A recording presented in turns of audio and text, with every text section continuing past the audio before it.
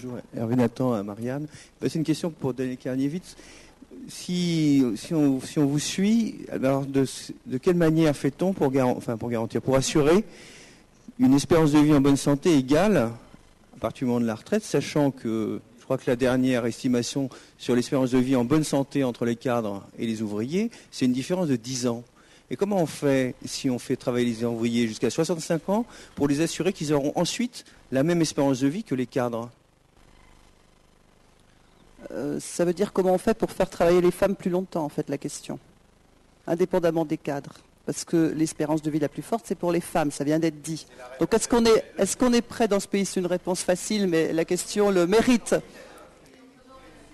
Et entre le nord et le sud, donc c'est vrai que les espérances de vie moyennes, ça nous conduit à des extrêmes, et notamment ceux-là.